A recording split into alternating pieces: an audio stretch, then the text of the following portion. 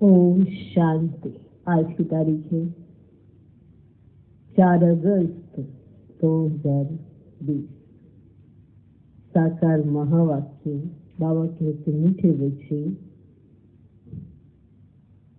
अकाल मूरत बाप का बोलता चलता तख्त, जो बोलता भी है चलता भी है, तख्त यह है ब्रह्मा बाबा। अकाल मूरत बाप का बोलता चलता तख्त यह है ब्रह्मा बाबा। जब वे ब्रह्मा में आते हैं तब तुम ब्राह्मणों को रचते हैं। जब वे ब्रह्मा में आते हैं तब तुम ब्राह्मणों को रचते हैं।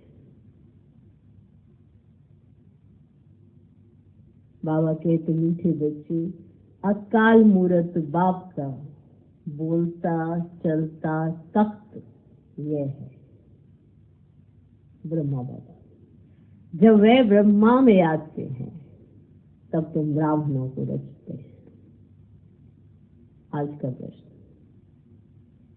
अक्लमंद बच्चे किस राज को समझकर ठीक रीति से समझा सकते हैं?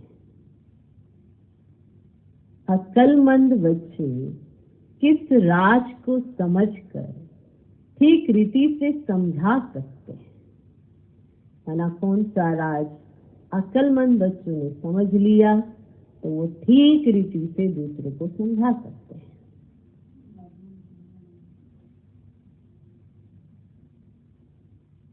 उत्तर, ब्रह्मा कौन है और वह ब्रह्मा विष्णु कैसे बनते हैं? ब्रह्मा कौन है और वह ब्रह्मा विष्णु कैसे बनते हैं? प्रजापिता ब्रह्मा यहाँ है, वह कोई देवता नहीं। प्रजापिता ब्रह्मा यहाँ है, वह कोई देवता नहीं। ब्रह्मा ने ही ब्राह्मणों द्वारा ज्ञान यज्ञ रचा है। ब्रह्मा ने ही ब्राह्मणों द्वारा ज्ञान यज्ञ रचा है। ये सब राज अक्लमंद बच्चे ही समझकर समझा सकते हैं। ये सब राज अक्लमंद बच्चे ही समझकर समझा सकते हैं।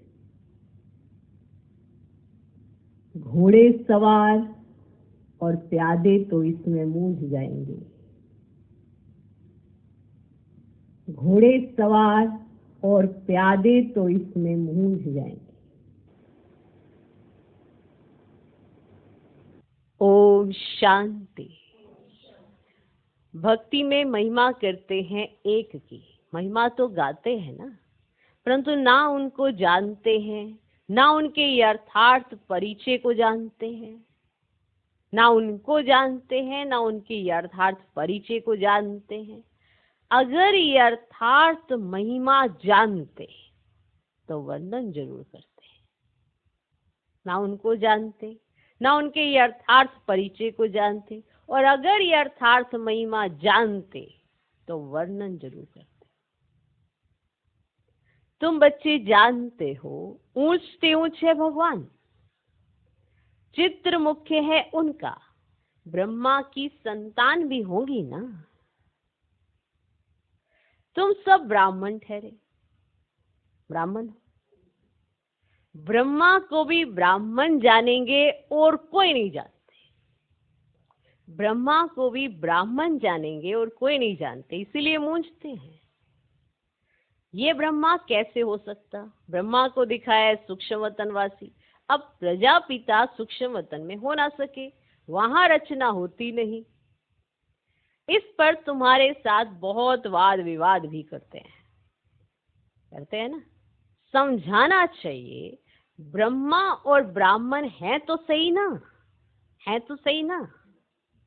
जैसे क्राइस्ट से क्रिश्चियन अक्षर निकला है, बुद्ध से बोधि, इब्राहिम से इस्लामी, वैसे प्रजापिता ब्रह्मा से ब्राह्मण नामी ग्रामी है। आदिदेव ब्रह्मा, वास्तव में ब्रह्मा को देवता नहीं कह सकते हैं, ये भी रॉन्ग है। ब्राह्मण जो अपने को कहलाते हैं उनसे पूछना चाहिए ब्रह्मा कहाँ से आया, ये किसकी रचना है, ब्रह्मा को किसने क्रिएट किया। कभी कोई बता ना सके, जानते ही नहीं।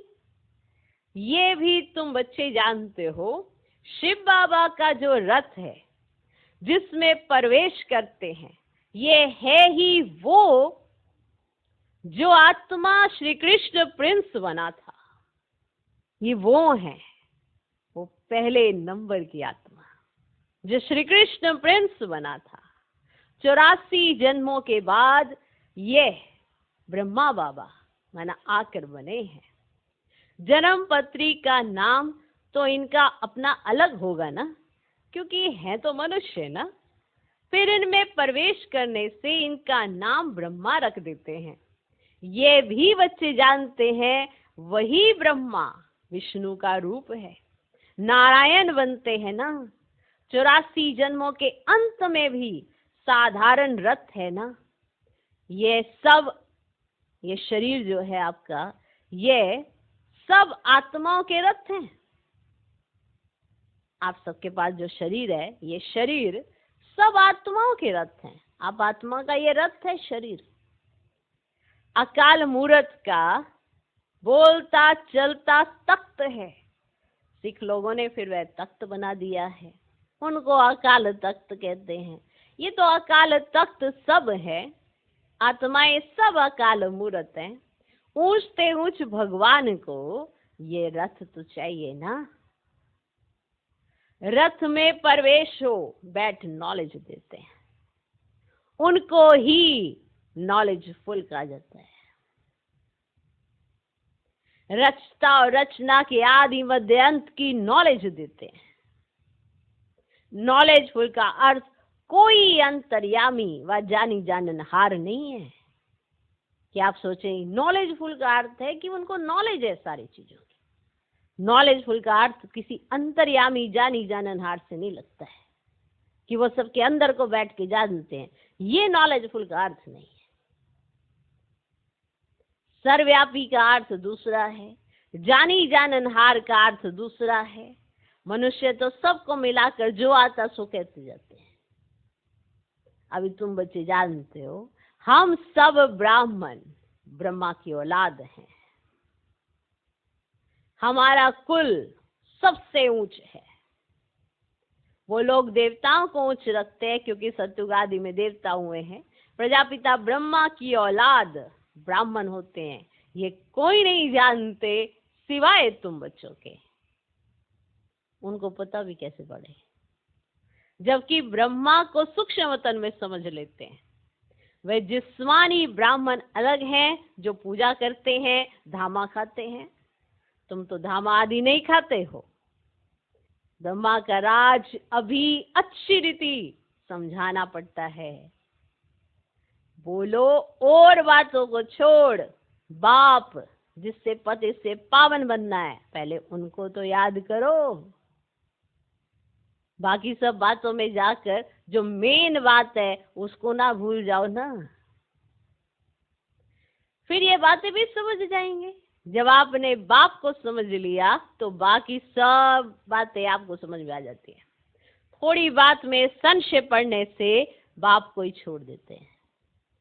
अरे बुद्धि देखो छोटी होती है, उस छोटी बुद्धि में सारा ज्ञान एक धग से थोड़ा समझ में आ जाता है। आप शुरुआत तो करो, आप पहले बाप को समझो, फिर ये भी समझ में आ जाएगा कि ब्रह्मा बाबा ही क्यों। अब थोड़ी बात में संशय पड़ने से बाप को ही छोड़ देते हैं। पहली मुख्य बात है अलफ और बे। बाप कहते हैं मामे कम याद करो। बाप कहते हैं मामे कम याद करो। मैं जरूर किसमें तो आऊंगा ना। उनका नाम भी होना चाहिए। उनको आकर रचता हूं। ब्रह्मा के लिए तुमको समझाने का बहुत अकल चाहिए। प्यादे घोड़े सवार मूंज पड़ते हैं, है ना। ब्रह्मा बाबा के लिए क्लियर कर पाना इस पॉइंट को, इसके लिए बहुत अक्ल चाहिए। हाँ, अंदर से आपको इतनी क्लैरिटी हो तब जाके आप समझा सकते हो कि ये ही क्यों। तो जो प्यादे होंगे, घोड़े सवार होंगे, वो मूंझ पड़ते हैं, अवस्थानुसार समझाते हैं ना। जैसी जिसकी अवस्था, उसके समझाने का प्रोसेस वैसा ही होता है। अगर थोड़ा सा उसके अंदर ही थोड़ा ऊपर नीचे होगा तो समझाने में वो जो भपका आना चाहिए वो नहीं आता है।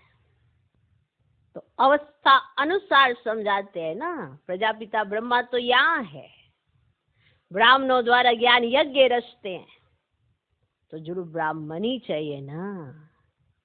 प्रजापिता ब्रह्मा भी यहाँ चाहिए जिससे ब्राह्मण हो। ब्राह्मण लोग कहते भी है ना कि हम ब्रह्मा की संतान हैं, समझते हैं परंपरा से हमारा कुल चला आता है, परंतु ब्रह्मा कब था वे पता नहीं है।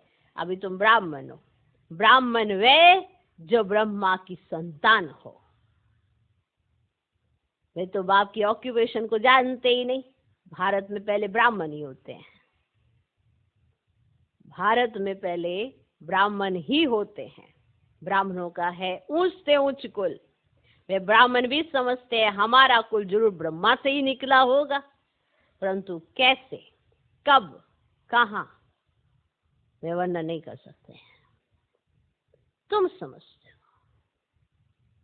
प्रजापिता ब्रह्मा ही ब्राह्मणों को रचते हैं, जिन ब्राह्मणों को ही फिर देवता बनना है। ब्राह्मणों को आकर बाप पढ़ाते हैं। ब्राह्मणों की भी डिनाइस्टी नहीं है, ब्राह्मणों का कुल है। डिनाइस्टी तब कहा जाए जब राजा रानी बने, जहाँ पे राजा रानी, प्रजा, दास दासियां, ऐसे जो राज्य होता है उसे डिनाइस्टी कहा जाता है, एक राजधानी।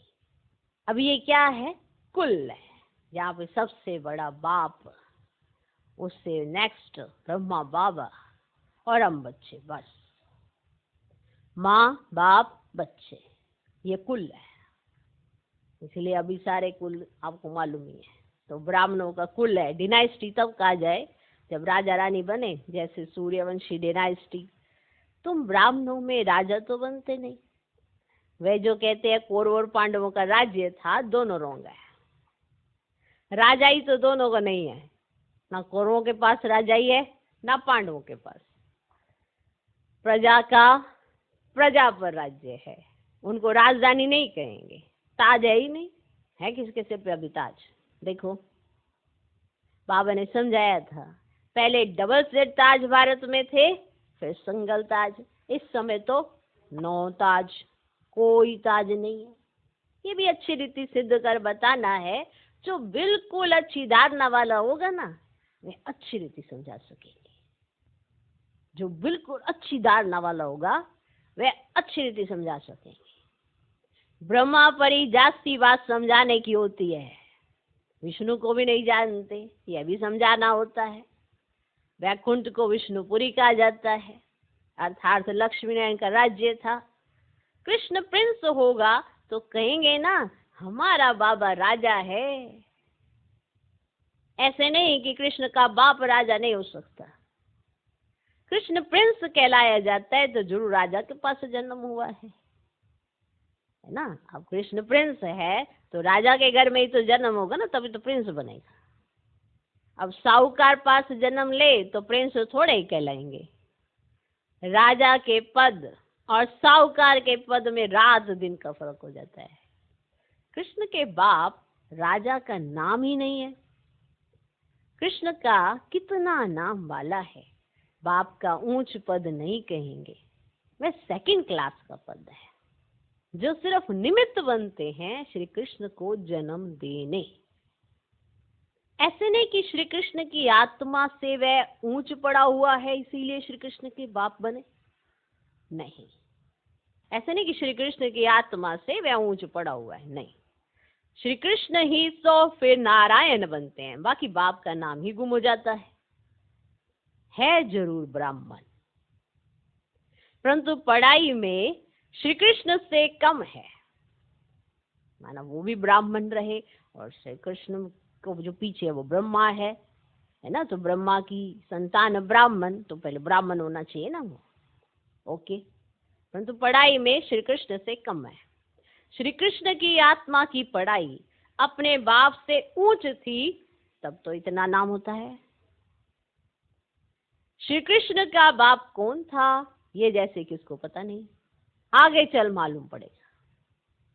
बनना तो यहां से ही है, माना हम सब ब्राह्मण है ना, हम सब ब्राह्मणों में से वो आत्मा कैसे तैयार होती है, वो तो बनना तो यहाँ से ही है। राधे के भी माँ बाप तो होंगे ना, परंतु उनसे राधे का नाम जास्ती है क्योंकि माँ बाप कम पढ़े हुए हैं। कम पढ़े माने जब भगवान ने पढ़ाया तो उनके ग्रेड से उनका सेकंड ग्रेड है, और पहले ग्रेड पे राधे कृष्ण का ग्रेड है। Okay, clear. अब राधे का नाम उनसे ऊंच हो जाता है। ये है डिटेल की बातें बच्चों को समझाने के लिए। सारा मदार पढ़ाई पर है, माना जितना जो पढ़े, जितना जो पुरुषार्थ करे और जितना जो श्रीमत पर चले, उस हिसाब से ग्रेड मिलते हैं। अब श्री कृष्ण कितना पढ़े सबके सामने है, राधे कितना पढ़े सबके सामने है, और उनके माँ बाप कितना पढ़े वो तो होंगे माँ बाप, लेकिन ग्रेड श्री कृष्ण और श्री राधे का जास्ती है। तो आगे चल मालूम पड़ेगा, बनना तो यहाँ से ही है। राधे के भी माँ बाप तो होंगे ना, परंतु उनसे राधे का नाम जास्ती है क्योंकि माँ बाप कम पढ़े हुए हैं। राधे का नाम उनसे ऊंच हो जाता है। ये है डिटेल की बातें बच्चों को समझाने के लिए। सारा मदार पढ़ाई पर है, ब्रह्मा पर भी समझाने का अक्ल चाहिए, ब्रह्मा पर भी समझाने का अक्ल चाहिए। वही कृष्ण जो हैं उनकी आत्मा ही 84 जन्म भोगती है। तुम भी 84 जन्म लेते हो, सब इकट्ठे तो नहीं आएंगे, एक धक से सारे के सारे उतर जाएं, सब इकट्ठे तो नहीं आएंगे। जो पढ़ाई में पहले पहले होते हैं वहां भी वे पहले आएंगे। माना जो यहाँ पढ़ते बहुत रुचि से हैं और बहुत ध्यान देते हैं, श्रीमत पर चलते हैं, यही एक मदार है जिसके आधार पर सतयुग में उनको उतरना कब है ये देखा जाता है। जो पढ़ाई में पहले पहले होते हैं, माना ऐसे नहीं कि जो ज्ञान में पहले पहले आए, वो कभी भी आया हो, लेकिन ज्ञान को धारण करने में जो पहले उससे भी पहले चले जाते हैं।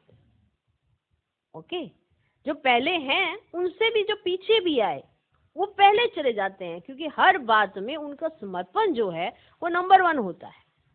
तो जो पढ़ाई में पहले पहले होते हैं, माना फास्ट होते हैं और उनकी कैचिंग पावर तेज होती है और बाप की डायरेक्शन पर चलते हैं, श्रीमत का कहना मानते हैं, निसंकल्प जीवन जीते हैं, जो ऐसे पहले पहले होते हैं। जो संकल्प चला देते हैं फिर उस संकल्प को बंद करते हैं, फिर वो जीते हैं, तो माना संकल्प चला के फिर ठीक करना, तो ये सेकंड ग्रेड का पार्ट हो जाता है। और जो संकल्प ही नहीं चलने देते हैं, व्यर्थ को आने नहीं देते हैं, तो ये फर्स्ट ग्रेड का पार्ट हो जाता है। तो जो पढ़ाई में पहले पहले होते हैं वहां भी वे पहले आएंगे। नंबरवार तो आते हैं ना, ये बड़ी महीन बातें हैं। कोई कहेगा ये आगे क्यों, मैं पीछे क्यों?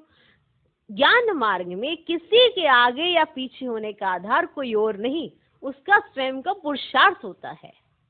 ये बात जिस दिन हर आत्मा की बुद्धि में स्पष्ट हो जाएगी तो वो अपने पुरुषार्थ पर ध्यान देगा, ना कि किसी और पर।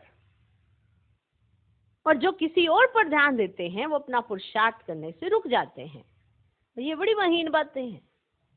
ये ज्ञान मार्ग है, ये ईश्वरीय परिवार है, तो इसमें कोई किसी के आगे बाधा नहीं होता, कोई किसी को रोक नहीं सकता, कोई किसी को टोक नहीं सकता, क्योंकि जो भी जो कर रहा है वो डायरेक्ट बाप के सामने सब कुछ स्पष्ट होता है।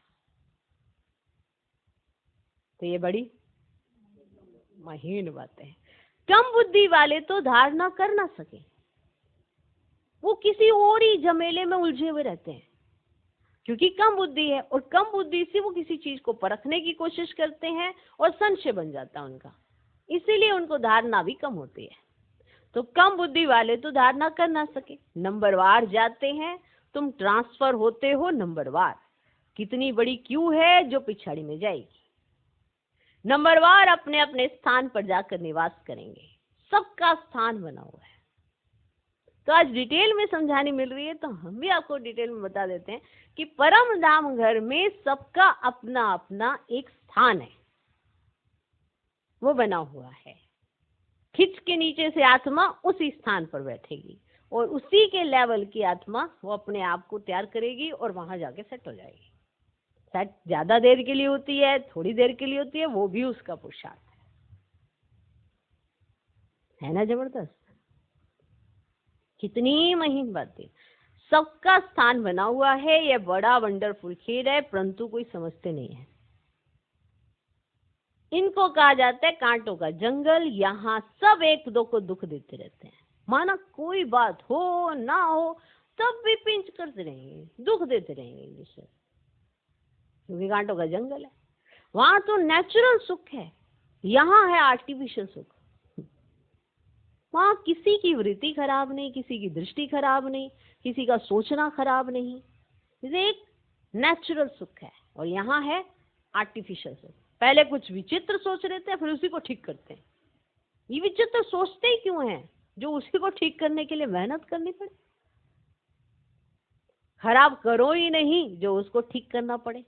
तो इसलिए जो संकल्प शक्ति है, इस पे बहुत ध्यान देना चाहिए कि क्या संकल्प क्रिएट करूं जिससे मेहनत ना करनी पड़े, उसी को ही करेक्शन करने में। इस पे भी आप विचार कर सकते हैं कि व्यर्थ में जाऊं ही क्यों, जो समर्थ के लिए इतनी मेहनत करनी पड़े। फिर तो आर्टिफिशियल सुख है यहाँ पे, और रियल सुख एक बाप ही देने वाला है। यहाँ है काग विष्टा के समान सुख। दिन प्रतिदिन तमो प्रधान बनते जाते हैं। कितना दुख है, कहते हैं बाबा माया के तूफान बहुत आते हैं, माया उलझा देती है, दुख की फीलिंग बहुत आती है ना। हर पॉइंट पर आप अगर समझें कि माया आई आपको उलझाने और आप उलझ गए, फिर कहेंगे हमको खुशी जो होनी चाहिए, वो उमंग होना चाहिए, वो हो नहीं रहा। उसके कारण कौन हो? आप, क्योंकि आपने संकल्प कुछ अलग से क्रिएट किए हैं। फिर कहीं सोचते हैं आज तो मैंने कुछ ऐसा बुरा सोचा नहीं, पिछला भी तो साथ ही चल रहा है, 2-4 दिन पहले सोचा होगा, और वही आकर आपके सामने आ जाता है और फिर वही तूफान चलते रहते हैं, वही फीलिंग आपको आने लगती है। इसलिए कहते हैं बाबा माया के तूफान बहुत आते हैं, माया उलझा देती है, दुख की फीलिंग बहुत आती है। सुख दाता बाप के बच्चे बनकर भी अगर दुख की फीलिंग आती है तो बाप कहते बच्चे ये तुम्हारा बड़ा कर्म भोग है, क्योंकि सुखदाता बाप के बच्चे बन गए, सुख देने वाले बाप के बच्चे बन गए। आप भी सुख दे सकते हो दूसरे को, लेकिन फिर भी आपको फीलिंग्स आती रहती हैं, दुख होता रहता है, तो इसका मतलब ये तुम्हारा बड़ा कर्म भोग है ना। सब कुछ सुख का है फिर भी तुम्हें दुख फील होता है, तो ये तो तुम्हारा ही हिसाब किताब है ना। इसका अर्थ है माना तुमको एक बहुत अच्छी जगह रख दिया जाए फिर भी तुम दुखी। जब बाप मिला तो दुख की फीलिंग नहीं आनी चाहिए। जो पुराने कर्म भोग हैं उससे योग बल से चुक्त करो। अगर योग बल नहीं होगा तो मोचरा खाकर चुक्त करना पड़ेगा। मोचरा और मानी तो अच्छा नहीं, माना सजा खाकर पद पाना अच्छा नहीं। पुरुषार्थ करना चाहिए, नहीं तो फिर ट्रिब्यूनल बैठती है। प्रजा तो ढेर है, ये तो ड्रामानुसार सब गर्भ जेल में वो सजाएं खाते हैं। आत्माएं भटकती भी बहुत है, कोई कोई आत्मा बहुत नुकसान करती है। जब कोई में अशुद्ध आत्मा का प्रवेश होता है तो कितना हैरान होते हैं। नई दुनिया में ये बातें होती ही नहीं है। अभी तुम पुरुषार्थ करते हो हम नई दुनिया में जाएं, वहां जाकर नए नए महल बनाने पड़ेंगे, राजाओं के पास जन्म लेते हो जैसे श्री कृष्ण जन्म लेते हैं, परंतु इतने महल आदि सब पहले से थोड़े ही होते हैं, ये तो फिर बनाने पड़े। कौन रचते हैं? जिनके पास जन्म लेते हैं। अब गाया हुआ भी है ना, राजाओं के पास जन्म होता है, क्या होता है सो तो आगे चल देखना है। अब सारे ही राज थोड़ा खुल रहे, क्या होता है वो तो आगे चल देखना है, अभी थोड़े बाबा बताएंगे। वह फिर आर्टिफिशियल नाटक हो जाए, ड्रामा में बताने की नूंद नहीं। बाप कहते हैं मैं भी पार्टधारी हूं। देखो कितना वंडरफुल बाबा है मेरा। आगे की बातें पहले से ही जानता होता तो बहुत कुछ बतलाता। बाबा अंतर्यामी होता तो पहले से बताता। बाप कहते नहीं, ड्रामा में जो होता है उनको साक्षी हो देखते चलो और साथ साथ याद की यात्रा में मस्त रहो। है ना, साक्षी होके देखो, आपको बहुत मजा आएगा। अगर ऐसा नहीं करते हैं तो फिर मस्त नहीं हो सकते। अब ये वाली जो एक्ट है ना बाबा की, इसको कॉपी करना चाहिए कि भगवान ड्रामा को देखता कैसे है और ड्रामा पर चलता कैसे है, कि उसको साक्षी होकर देखते हैं। और हमें ये डायरेक्शन मिले हैं कि हम साथ साथ याद की यात्रा में मस्त रहें। इसमें ही फेल होते हैं। ज्ञान कभी कम जास्ती नहीं होता, याद की यात्रा ही कभी कम कभी जास्ती होती है। और जब कभी कम होती है तो बुद्धि सही जजमेंट नहीं देती और मूंझ पड़ते हैं छोटी छोटी बातों में। ज्ञान तो जो मिला है सो है ही। अब 7 डेज कोर्स जो आपने लिया था वो सब बुद्धि के अंदर है। अभी भी सीढ़ी के ऊपर किसी से डिस्कस करने बैठो, आप पता नहीं कितने कितने पॉइंट सुना दोगे। ज्ञान तो है ही ना बुद्धि में, लेकिन ये जो स्थिति है ये ऊपर नीचे है जो याद की यात्रा से होती है। अब याद की यात्रा में कभी उमंग रहता है, कभी ढीला, नीचे ऊपर यात्रा होती है। ज्ञान में तुम सीढ़ी नहीं चढ़ते। ज्ञान को यात्रा नहीं कहा जाता, यात्रा है याद की, जिसमें आप थक हार के कभी बैठ जाते फिर चल पड़ते। ये यात्रा है याद की। आप कहते याद में रहने से तुम सेफ्टी में रहेंगे। अगर याद में होंगे, बुद्धि सही चलाएंगे, बाबा के साथ जोड़ी हुई होगी तो सेफ्टी में रहेंगे। देह अभिमान में आने से तुम बहुत धोखा खाते हो, विक्रम कर देते हो। काम महाशत्रु है, उनमें फेल हो पड़ते हैं।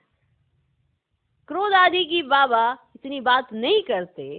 ज्ञान से या तो सेकंड में जीवन मुक्ति, या तो फिर कहते सागर को स्याही बनाओ, तो भी पूरा नहीं हो। सेकंड में जीवन मुक्ति माना एक पॉइंट से आप सारे पॉइंट क्लियर कर सकते हो। और दूसरी बात है कि अगर ज्ञान को समझना है और अगर सागर को भी स्याही बना लो ना, तो भी पूरा नहीं लिखा जा सकता। या तो सिर्फ कहते हैं अलफ को याद करो। तो इन पॉइंट से बाबा समझाने की कोशिश कर रहे हैं। याद करना किसको कहा जाता है ये थोड़ी जानते हैं। कहते हैं कलयुग से हमको सतयुग में ले चलो। अब पुरानी दुनिया में तो है दुख, देखते हो बरसात में कितने मकान गिरते रहते हैं, कितने डूब जाते हैं। बरसात आदि ये नेचुरल कैलेमिटीज भी होंगी, ये सब अचानक होता रहेगा। कुंभकर्ण की नींद में सोए हुए हैं, विनाश के समय जागेंगे, फिर क्या कर सकेंगे, मर जाएंगे। धरती भी जोर से हिलती है, वो किसी से पूछ के थोड़ा हिलती है, आज मैंने नहीं हिलना कल हिलूंगी, उसकी मर्जी है। बरसात भी किसी से पूछ के नहीं होती। ये एक नेचुरल चीजें हैं कि अगर ये कहीं हो जाए, हो गया ना विनाश। और ये जो धरती पलटी खाती है ना, सेकंड में पलटी खा लेती है, नीचे का ऊपर, ऊपर का नीचे, और बस नीचे जाके कुछ नहीं मिलना, बंद हो जाती है वो एकदम। और श्वास यूं निकलते हैं। क्यों? धरती भी जोर से हिलती है, तूफान बरसात आदि सब होता है, बॉम्ब्स भी फेंकते हैं। माना बाबा आपको सब रिपोर्ट्स दे रहे हैं कि ऐसा होगा और ये सब होगा ही होगा। ये नहीं समझना कि बरसात नहीं आएगी, ये नहीं समझना कि धरती नहीं हिलेगी, ये नहीं समझना कि बॉम्ब्स नहीं गिरेंगे, ये भी नहीं समझना कि सिविल वार नहीं होगी। सब कुछ होगा।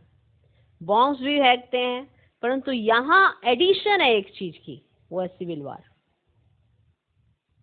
रक्त की नदियां गाई हुई हैं, यहाँ मारा मारी होती है, एक दो पर केस करते रहते हैं। सो लड़ेंगे भी जरूर। सब हैं निधन के और तुम हो धनी के। कोई लड़ाई आदि तुमको नहीं करनी है। ब्राह्मण बनने से तुम धनी के बन गए। धनी बाप को या पति को कहते हैं। शिव बाबा तो पतियों का पति है। सगाई हो जाती है तो फिर कहते हैं ना, हम ऐसे पति के साथ कब मिलेंगी। आत्माएं कहती हैं शिव बाबा हमारी तो आपसे सगाई हो गई, अब आपसे हम मिले कैसे। सगाई तो हो गई, क्योंकि सगाई तो ऐसे हो जाती है, बिना मिले सगाई हो जाती है। तो सगाई तो होगी, अब मिलें कैसे? कोई तो सच लिखते हैं, कोई तो बहुत छिपाते हैं। सच्चाई से लिखते नहीं कि बाबा हमसे यह भूल हो गई, क्षमा करो। अगर कोई विकार में गिरा तो बुद्धि में धारणा हो नहीं सकती। बाबा कहते हैं तुम ऐसी कड़ी भूल करेंगे तो चकनाचूर हो जाएंगे। तुमको हम गोरा बनाने के लिए आए हैं, फिर तुम काला मुंह कैसे करते हो? भल स्वर्ग में आएंगे, पाई पैसे का पद पाएंगे। राजधानी स्थापन हो रही है ना। कोई तो हार खाकर जन्म जन्मांतर पद भ्रष्ट हो जाते हैं। कहेंगे बाप से तुम यह पद पाने आए हो। बाप इतना उच्च बने, हम बच्चे फिर प्रजा थोड़ी बनेंगे। बाप गद्दी पर और बच्चा दास दासी बने, कितनी लज्जा की बात है। बाप गद्दी पर हो और बच्चा दास दासी बने, कितनी लज्जा की बात है। पिछाड़ी में तुमको सब साक्षात्कार होंगे, फिर बहुत पछताएंगे। नाहिक ऐसा किया। सन्यासी भी ब्रह्मचर्य में रहते हैं तो विकारी सब उनको माथा टेकते हैं। पवित्रता का मान है, किसकी तकदीर में नहीं है तो बाप आकर पढ़ाते, फिर भी गफलत करते रहते हैं, याद ही नहीं करते, बोध विक्रम बन जाते हैं। याद ही नहीं करते, बोध विक्रम बन जाते हैं। तुम बच्चों पर अब है बृहस्पति की दशा, इससे ऊंच दशा तो कोई होती नहीं। दशाएं चक्र लगाती रहती हैं बच्चों, तुम बच्चों पर दशाएं चक्र लगाती रहती है तुम बच्चों पर। जब तुम याद की यात्रा करते हो तो तुम बाप की उसमें दशा में चले जाते हो। अब भूल जाते हो तो फिर राहु केतु पता नहीं किस किस की दशाओं में चले जाते हो। तो दशाएं चक्र लगाती रहती है तुम बच्चों पर। अच्छा, मीठे मीठे सिकिला दे बच्चों प्रति मात पिता बाप दादा का याद प्यारो गुड मॉर्निंग। रूहानी बाप की रूहानी बच्चों को नमस्ते।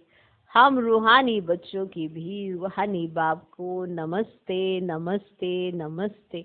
Good morning good morning good morning. धारणा के लिए मुख्य सार पहला पॉइंट, इस ड्रामा की हर सीन को साक्षी होकर देखना है।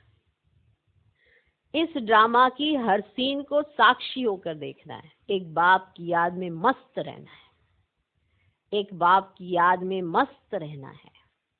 याद की यात्रा में कभी उमंग कम ना हो।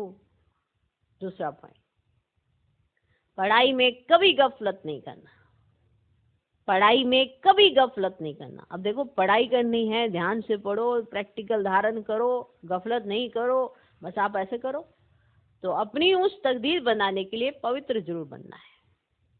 हार खाकर जन्म जन्मांतर के लिए पद भ्रष्ट नहीं करना है।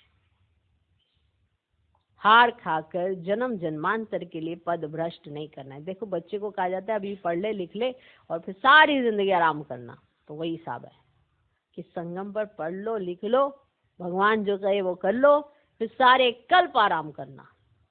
तो हार खाकर जन्म जन्मांतर के लिए पद भ्रष्ट नहीं करना है। आज का वरदान, मन मना भव के महामंत्र द्वारा सर्व दुखों से पार रहने वाले सदा सुख स्वरूप भव। मन मना भव के महामंत्र द्वारा सर्व दुखों से पार रहने वाले सुख स्वरूप भव। जब किसी भी प्रकार का दुख आए तो मंत्र ले लो, जिससे दुख भाग जाएगा। स्वप्न में भी जरा भी दुख का अनुभव ना हो। वाह क्या बात है। तन बीमार हो जाए, धन नीचे ऊपर हो जाए, कुछ भी ना हो, लेकिन दुख की लहर अंदर नहीं आनी चाहिए। बाहर से अब हर चीजों को डील करो ठीक है, लेकिन अंदर ऐसे हिले नहीं। अंदर जब हिलता ना तो बहुत कुछ हिल जाता है ना। अभी हुआ तो मेरे लिए हर चीज ओके होने के लिए ही हो रही है, बस ऐसा कुछ नहीं है। मेरे लिए अच्छा होने के लिए ही हर चीजें हो रही है, ऐसी सोच से चला करो। तो तन बीमार हो जाए, धन नीचे ऊपर हो जाए, कुछ भी हो, लेकिन दुख की लहर अंदर नहीं आनी चाहिए। जैसे सागर की लहरें आती हैं और चली जाती हैं, लेकिन जिन्हें उन लहरों में लहराना आता है वे उसमें सुख का अनुभव करते हैं। लहर को जंप देकर ऐसे क्रॉस करते हैं जैसे खेल कर रहे हैं, ऐसे ऐसे वो लहरों के साथ ऐसे लहराते हैं, फिर उनको मजा आता है। जैसे लहर आती है और मजा आता है। तो सागर के बच्चे सुख स्वरूप हो, दुख की लहर भी ना आए। आज का स्लोगन, हर संकल्प में दृढ़ता की विशेषता को प्रैक्टिकल में लाओ तो प्रत्यक्षता हो जाएगी। हर संकल्प में दृढ़ता की विशेषता को प्रैक्टिकल में लाओ तो प्रत्यक्षता हो जाएगी। ओम शांति।